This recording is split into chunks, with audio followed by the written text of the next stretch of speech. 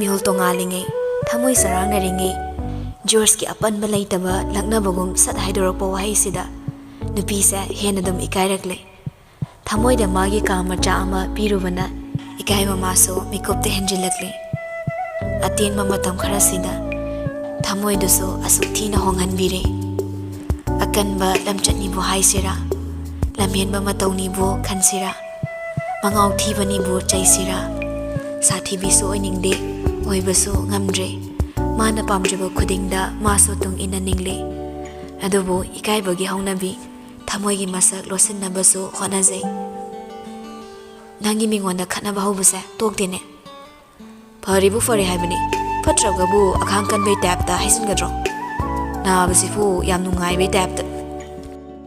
nare haiduna masa thuna fare hairaga hagolakpa phagi oina laknaduna hairakpa manba wahai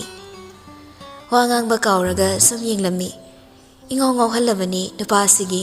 machin sukle leptaba moong sina tamnagi moong duda amuk swairei bedroom da laisabi amaga pakhang amaga leiba haibase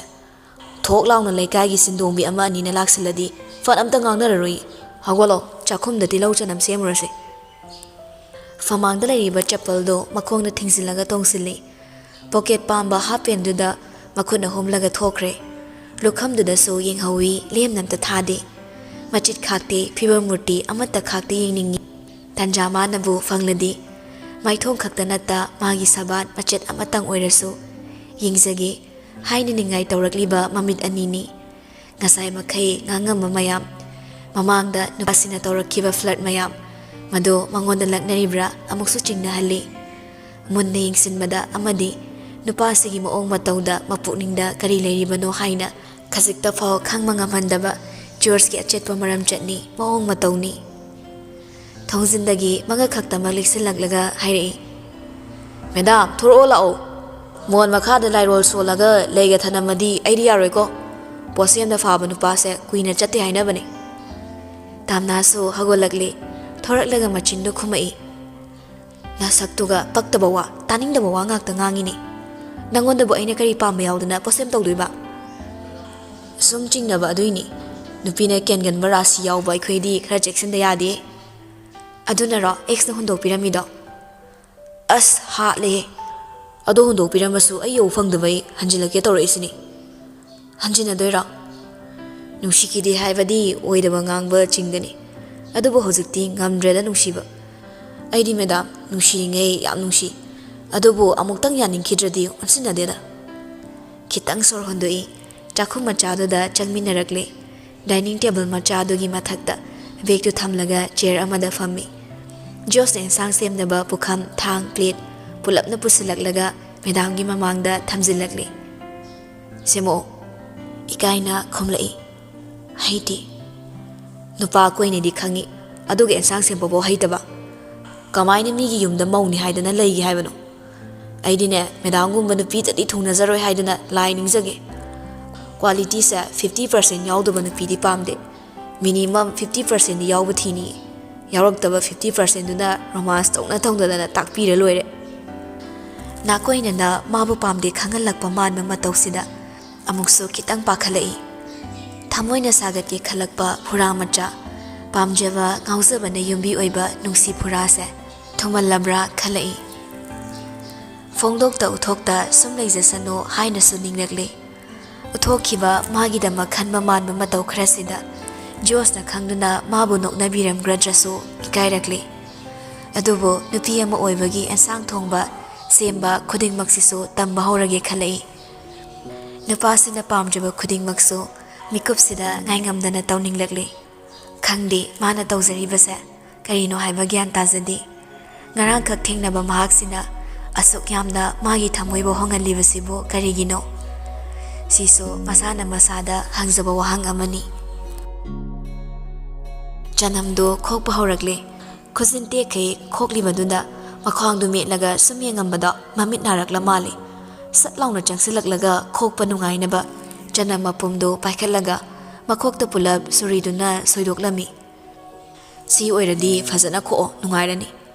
janam khokpagi lesson sima sidai khangbiro meda hairaga tilauduna mana oina sasat soikre alu khetkhre khamen asinbasu semkhre loina phajana semnaga pukham amanda phajana side da haplami janam khokpa loirakle tamna so akhokpa singduma jios na sudoklami khudhamro hairak paduda hagolaklaga besin manak changsilaga tabli makhuto sapon noiraga nan taktana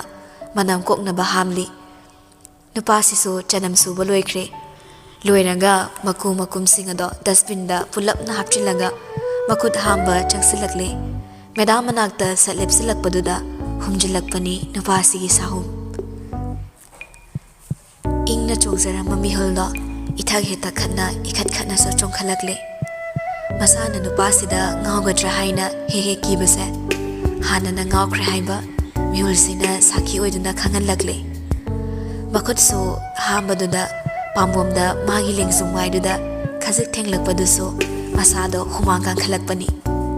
kan lauba pambom mana khelakpado ngaujabagi sahum machet ama yawkhibanara lasing mapholna khelakpagum imon molakle manak nakna leplakliba nupase magi mamit aniduna yingningle oningle ningai tattana tawrakle ikairinge mathaksida karigi asukningai matang chada tawrakpa haina masada jaijai amuktang di haiduna thauna pumbasu khongwattuna yengakle nachep oina ubani makhol thoktana lolakle thamoi masu magi maroldo kayada fasarino nangna aibo kayada ngawhaliba nangi saktam ikhaulang lakpada tumtak tauba nangi naton sikhak uraso pisum nama sikhak uba fanglaso jimba tangkhaise sikhak uba fanglaso adom ipenda penche aina raga amada leirambado wakhalakpadadi manakta leiramdri nupado dining table mathaktuda fi macha amana nathokpado urakle nangalgi saru uraso thamoida inauta naurakle lukham sitang yengbada thamoi irang haurakle yenglaga lumbe henjilakpada nupasigi magunna sorpo honge kaukre ensang se semalakpa adugine kuirise lae wangang nangangna changakpa asaragi khonjelda tumdana manglamba mahaksu hodok pirakle adubu khongpham lengda mama machagi wari tari josna khadang su khara nomaga leithongmani khangjai na chaina pungse yadeva akhoi imana pamjaba miwase narak ta hangwe ama chongbu urasu pallaga lepaga wari tawba ngambani acharana ho khadang nombaga sangjadre mi la howena kiu thugairaga la ini josna is kiu kaina hoji bana to holadi hai so hairoi english ka loladana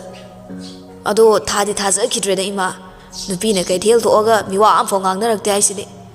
ensang ga loi sembal oramani ko ado ima thongbai thabakti I am sorry acharado ensang na pising phajana thamlaga machanu paduda khumlai nangonda kanana yawbiu haige yam thong thakpa sarano aina thokpa thongjagi nasangamde haidai hipuro jorso thonglomda wangang nangang thokre ngak leiraga phone torani nupamso laoga adu tausiga ada tausiga mayam luhongnei se ma dongna thabak sin makanam sadeba amada mung chen amada mung chong sige tawi acharana is dialogue kadi social worker ga mali acharana tamnarom na mo onsilaklaga nokmi bema phane hongsi ado isagi phiroldo nungai roi ima yarni ai situm setnage phanek setpado aige hainaba wale yarani haiduda acharaso hainagradra khanna tamnagi fizolda yengkhre khara masa free oiba kurti oibana hanjin de hongsisu hairudre tamnabo famal lamaga chak thangatkhre rice cooker dana chak gas ani dunana iromaga ngaga thangatli acharana gas manak leplaga nga kana thongli tamnana chokri amada dining table da family ensang thongna amuk tamna da onsilaklaga wari sarai ibe madi chilinaw kaya suba itomtani ahalamandi loina suna laibro ima sidi laikidre pabung ne ine ne aiga punna laibani nene haibadi babagi masalo natte akhoi pupugi mayam basing thokpa magi machani hoi adum machal haidunida ima hoigidi imagi maga khaklo ꯑꯩꯈꯣꯏ ꯑꯅꯤ ꯈꯛꯇꯅꯤ ꯌꯦꯟꯁꯥꯡ ꯃꯍꯤ ꯍꯥꯞꯈ꯭ꯔꯒ ꯇꯥꯝꯅꯥꯒꯤ ꯃꯅꯥꯛꯇ ꯆꯪꯁꯤꯜꯂꯛꯂꯒ ꯐꯝꯊꯔꯛꯂꯤ ꯃꯥꯒꯤ ꯏꯃꯨꯡꯒꯤ ꯋꯥꯔꯤꯁꯨ ꯇꯥꯝꯅꯥꯗ ꯂꯤꯔꯛꯂꯤ ꯑꯩꯈꯣꯏꯒꯤꯁꯨ ꯃꯄꯥꯗꯣ ꯂꯩꯈꯤꯗ꯭ꯔꯦ ꯉꯟꯇꯥꯅ ꯒꯥꯔꯤ ꯑꯦꯛꯁꯤꯗꯦꯟꯗ ꯂꯩꯈꯤꯗꯕꯅꯤ ꯑꯩꯈꯣꯏ ꯏꯕꯨꯡꯉꯣꯁꯦ ꯄꯣꯛꯄꯒ ꯌꯨꯝꯗ ꯄꯨꯊꯔꯛꯄ ꯅꯨꯃꯤꯠꯇꯣ ꯑꯗꯨꯗ ꯑꯦꯛꯁꯤꯗꯦꯟ ꯊꯣꯛꯄ ꯃꯄꯥ ꯂꯩꯇ꯭ꯔꯦꯅ ꯃꯥꯏ ꯃꯥꯃꯣꯅ ꯈꯔ ꯇꯣꯅꯥꯟꯍꯟꯈ꯭ꯔꯦ ꯑꯗꯨꯕꯨ ꯃꯔꯝꯗꯤ ꯌꯥꯝ ꯃꯣꯛꯂꯛꯈ꯭ꯔꯕꯖꯥꯠꯅꯤ ꯂꯩꯀꯥꯏꯗ ꯃꯥꯃꯨꯛ ꯂꯥꯏꯔꯤꯛ ꯍꯩꯕ ꯑꯍꯜ ꯂꯃꯟ ꯃꯁꯛ ꯈꯪꯕ ꯂꯩꯇꯦ ꯍꯥꯏꯅꯔꯤꯕꯅꯤ ꯒ꯭ꯔꯦꯖꯨꯑꯦꯁꯟ ꯂꯣꯏꯕꯒ ꯁꯨꯝ ꯌꯦꯡꯒꯦ ꯍꯥꯏꯗꯨꯅ ꯑꯦꯛꯇꯤꯚ ꯁꯔꯚꯤꯁꯀꯤ ꯑꯦꯛꯖꯥꯝ ꯊꯥꯔꯨꯕꯅꯤ ꯈꯟꯗꯣꯔꯛꯂꯦ ꯑꯗꯒꯤ ꯅꯝꯗꯅ ꯏꯃꯥꯅ ꯊꯕꯛꯇꯣ ꯆꯪꯍꯟꯕꯅꯤ ꯃꯥꯅꯗꯤ ꯌꯥꯈꯤꯗꯕ ꯇꯧꯕꯗꯤ ꯃꯥꯗꯤ ꯃꯥꯁꯇꯔꯒ ꯂꯣꯏꯁꯤꯜꯂꯒ ꯄꯤꯖꯤꯒ ꯇꯧꯅꯤꯡꯕꯖꯥꯠꯅꯤ ꯃꯥꯅꯕꯨꯗꯤ ꯖꯦꯅꯦꯔꯦꯜ ꯂꯥꯏꯟꯗꯣ ꯄꯥꯝꯖꯕ ꯑꯗꯒꯤ ꯗꯁꯥ ꯍꯥꯏꯗꯨꯅꯤ ꯏꯕꯦꯝꯃ ꯃꯃꯥꯟꯅꯕꯒꯤ ꯅꯨꯄꯤ ꯐꯥꯔꯨꯗꯅ ꯊꯕꯛ ꯁꯁꯄꯦꯟ ꯂꯥꯛꯑꯕ ꯃꯥꯒꯤ ꯃꯥꯃꯣꯅ ꯍꯟꯖꯤꯟꯅꯕ ꯉꯥꯡꯅꯒꯤ ꯍꯥꯏꯕꯗ ꯃꯥꯅ ꯃꯗꯨ ꯄꯥꯝꯗꯦꯅ ꯔꯤꯖꯥꯏꯟ ꯇꯧꯈꯤꯕꯅꯤ ꯈꯪꯗꯦ ꯄꯤꯛꯂꯤꯉꯩꯗꯒꯤ ꯉꯥꯡꯅꯕ ꯈꯔꯗꯤ ꯋꯥꯔꯦ ꯃꯁꯥꯒꯤ ꯑꯄꯥꯝꯕ ꯆꯠꯀꯦ ꯍꯥꯏꯗꯅ ꯑꯗꯨꯝ ꯁꯤꯈꯥꯡ ꯈꯥꯡꯕꯁꯦ ꯃꯥꯒꯤ ꯍꯩꯅꯕꯤꯅꯤ ꯋꯥꯔꯤ ꯁꯥꯈ꯭ꯔꯗꯤ ꯂꯣꯏꯅꯤ ꯈꯪꯗꯕ ꯑꯥꯆꯔꯥꯅꯤ wari makhado lepta tarai khangde adagi isana thabak tokhibadaidi maga khangnazabidu-sune ichase hundok piramle adagi bitse phazana hankidana manglurabani handak ibemagi driver oina thabak kabadagi masagi mathau masakhar khangba horagle famliba nupidudi hoi haiduna nokmi wari se khak taba natana wari du da yausilaktre acharana asomna hairi ichadi saksu phazai yamna su nungsirini ima leitre haidana pukninga nungsirunu aisu namani khaluko akhoi gi su chap mane mapa leitre sini karimta wataba imung leiba nate ama natraga amade dum watpani hoima khara fingna amo gas manak changsilaklaga nga thongbagi mahido yenglammi thum thaksinkhre aduga ironba fulido amo compact haidoklaga glass amana takhairami tamna so kemta hizaba nattabana mateng pangnilasu pang mangamdre aduna kharasu matomta karigi hairamdrino haina masada sauninglami joski mamana cha isang thongbada mana matenga pangsinba adai mana thongbada thagalakpa wahai amadi hawi haiduna hauna chaba khuding makto pamjarami magi punsida kemta hairaktabagi regret to ngasidi phaurakle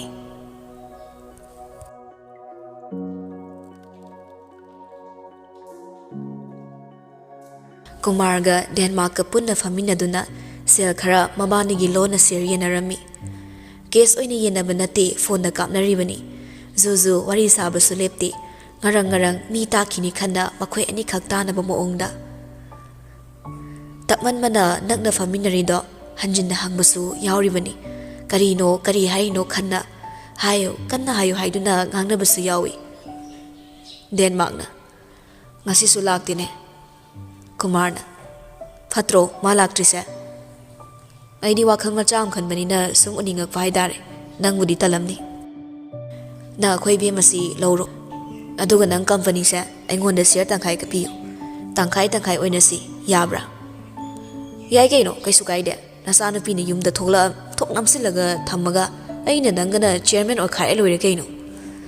chairman di hosisu aidi oinina thabak thoramsu karimta khangamoi company gi mi fange aiga watane madi subnagi mamingtagi chairman ni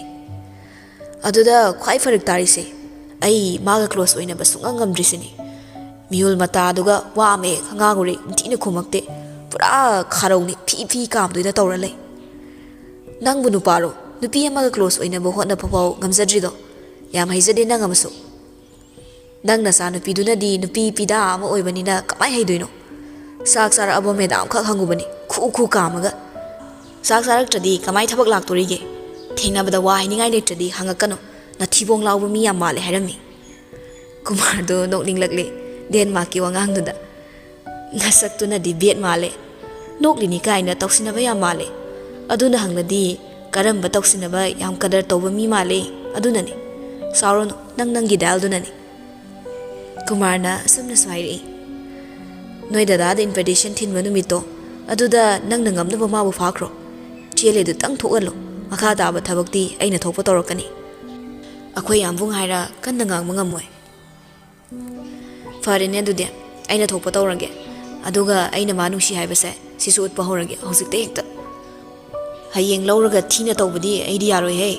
ꯅꯪꯒꯤ ꯂꯝꯒꯤ ꯅꯨꯄꯤ ꯃꯌꯥꯝꯗꯨꯒ ꯐꯔꯛ ꯇꯥꯔꯛꯑꯗꯤ ꯅꯪ ꯑꯗꯨꯝ ꯑꯩꯅ ꯃꯊꯛ ꯊꯥꯕꯤꯔꯦ ꯈꯪꯉꯨ ꯐꯔꯁꯨ ꯐꯠꯇ꯭ꯔꯁꯨ ꯏꯆꯥꯅꯤ ꯅꯪ ꯑꯗꯨꯝ ꯇꯣꯏꯔꯦ ꯊꯤꯅꯒ ꯇꯧꯔꯗꯤ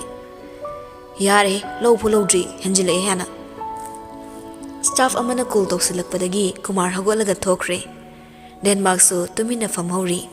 ꯋꯥꯈꯜ ꯁꯥꯒꯠꯄꯗꯤ ꯍꯧꯈ꯭ꯔꯦ ꯀꯨꯃꯥꯔꯅ ꯋꯥꯍꯩ ꯈꯔ ꯍꯥꯏꯔꯝꯕꯗꯨꯅ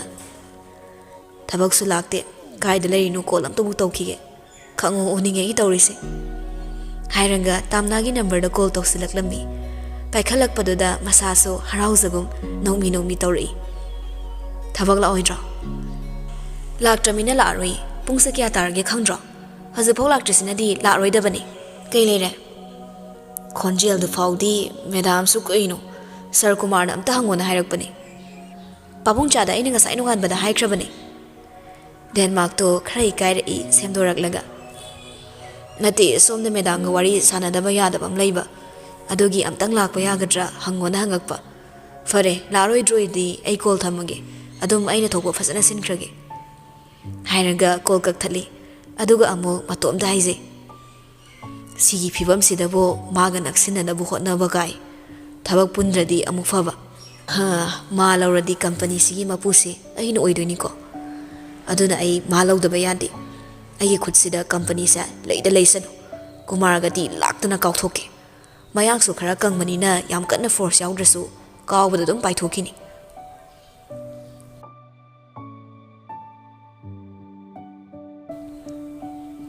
ꯆꯥꯛ ꯇꯣꯛꯂꯕ ꯇꯨꯡ ꯉꯥꯏꯍꯥꯛ ꯁꯨꯝ ꯑꯥꯆꯥꯔꯥꯒ ꯃꯥꯡꯒꯣꯜꯗ ꯐꯝꯃꯤꯟꯅꯩ ꯐꯝꯅ ꯐꯝꯅ ꯌꯨꯝꯒꯤ ꯑꯀꯣꯏꯕꯗꯨꯁꯨ ꯌꯦꯡꯂꯝꯃꯤ ꯌꯨꯝꯒꯤ ꯑꯀꯣꯏꯕꯗꯨ ꯐꯖꯅ ꯆꯦꯛꯅ ꯐꯦꯟꯁꯤꯡ ꯇꯧꯏ ꯒꯦꯠ ꯆꯦꯠ ꯂꯥꯎꯕꯗꯨꯒꯤ ꯃꯈꯣꯡꯗ ꯃꯅꯥ ꯂꯩ ꯄꯥꯝꯕꯤ ꯄꯔꯦꯡ ꯄꯔꯦꯡ ꯊꯥꯔꯤ ꯑꯋꯥꯡ ꯁꯪꯒꯣꯏꯗꯨꯗꯅ ꯒꯥꯔꯤ ꯑꯆꯧꯕ ꯑꯃꯅꯤ ꯃꯆꯥ ꯑꯅꯤ ꯑꯃꯒ ꯈꯥꯝꯃꯤ ꯑꯃꯗꯤ ꯃꯥꯒꯤ ꯚꯦꯁꯄꯥꯗꯨꯅꯤ ꯁꯪꯒꯣꯏꯒꯤ ꯆꯨꯔꯤ ꯇꯥꯕꯤꯗꯨꯗꯁꯨ ꯒꯝꯂꯥ ꯄꯔꯦꯡ ꯊꯥꯔꯒ ꯂꯩ ꯃꯈꯜ ꯃꯈꯜ ꯁꯥꯠꯍꯜꯂꯤ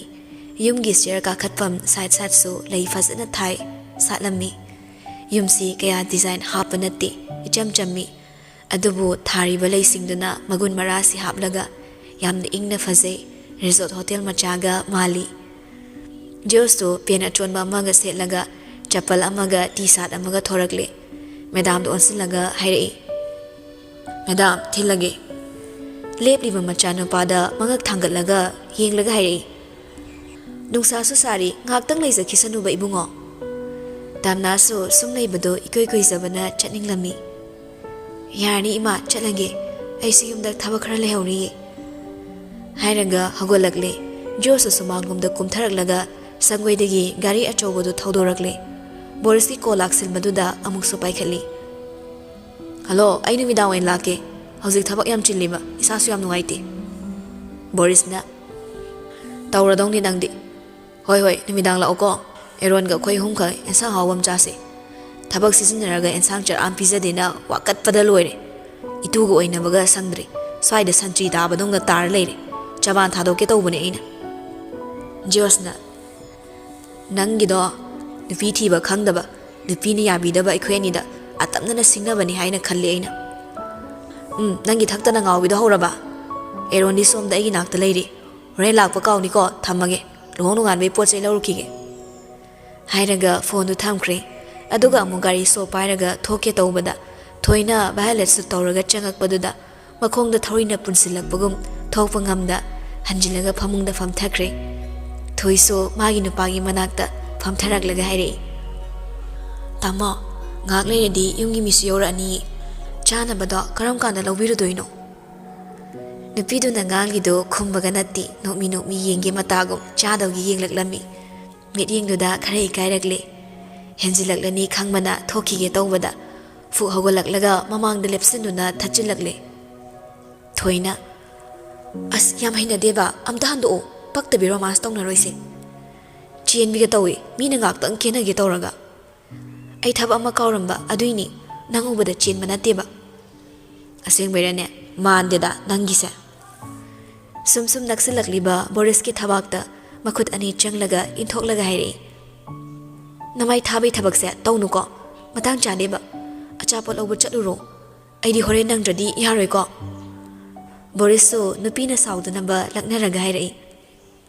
ꯅꯪꯅꯤ ꯗꯃꯥꯗ Nangi tamona thopa naknaba tokkhare loire keino kemta pakhat kano my wife hairaga thoigi ngaksamda makut anina konsilak lami adubo ngaksam thing jike yakphatringe sagai khe kore tamo ikhang khangna handui kena bo oina maga nang haudre thoisu khara phingna thonglomda thoraklaga ngasilaga leiba thongdo hangdorak lami hek changmaga paisilakle ningolna tamo Borisna kaidore ningolna noina manaba crime na chenabasina aigi itung sung sum inaraga leire next ay mo phage haira khangdiba mai se yam chingne ko Borisna aina putho adamni kem khalurano asa polobo chaladamni nangi saududa laknari ni suksau saurono madi saure henjanmani ningolna masaksa aina hinande hairaga noina dum ma police kaiginoba Borisna mi imanabani nangonda ma hainona aina haikrabo nangna mangonda sauri ke madi sum henjalakani ma hebini nanada hapunu nupi romda amu onsilaklaga hairei chalo ki nupi ngah potharamuko imana thabok toro la hairasu suktau toron khoi ningol mai tawjani ningol so mabungna laknarakpaduda sauraga kei ba Boris ti suno nolate machanda khaizilai nang so hayeng noi side hoidane leira kana sumai to hello ngolna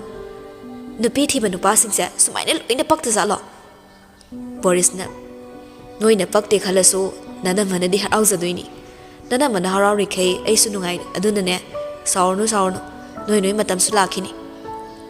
hairam laga thoklak laga eron koduna gari thaudorakle thauna eron dhairi ichal sida nangna karino khalisina eronna sum laknabani da nangse aina ibai yam oining amdo manbra khoidi khara oktraso nupi sa was nushi khibadagi atopa nushi yade ho adu ready fai khoi chaga nangadi pier semba yaroiba aina khara lingbe henbra mara khara nopra hoi aisu khangudi khangi Boris to eron dai fet yenguraga chumda amok yenglaga gari thongna makhol khara wanglap nairi chalo he asaida nabani ni yung kay palaga kamay ni imong do chonglam sa daw rige nang fangi sono chui chal fangi krek imong kang kung sai ni habi bani ai bo adu ka hakna thagwang na su khan bi gano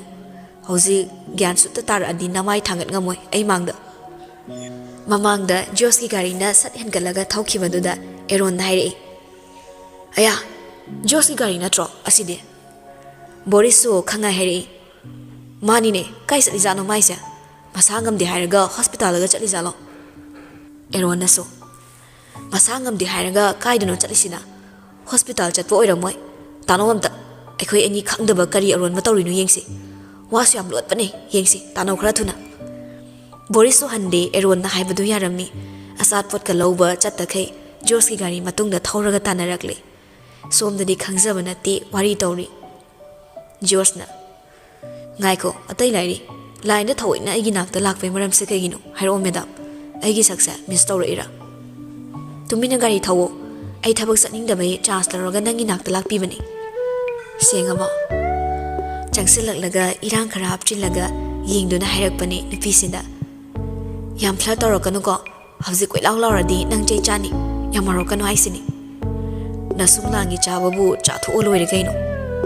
amu fagi ni haina khangalakle sauno ke madam sum phagi tawbani amu nungsi salakanu ko aina sumaina sum phagi tawbusida nungsi lambi dei lamna chatlaba aisa madam na chingsilaga chatsi kaina horakladi kut samnaraga khonga chamina be mahutta thanga pudoi baidi haidi mayam na mai nupi nungsi aina tongana nungsiba hapchinduba ado Romeo Juliet kumnadi fauraroi maramdi moyani di thuna kidabe faubani aina bu nungsikradi what is thuna da bahaido tahanduba I mean kaina maisala haloi haibani da madam na sorry nupiduna ai nushini kai ai di magi da mag laigani haiba isam samna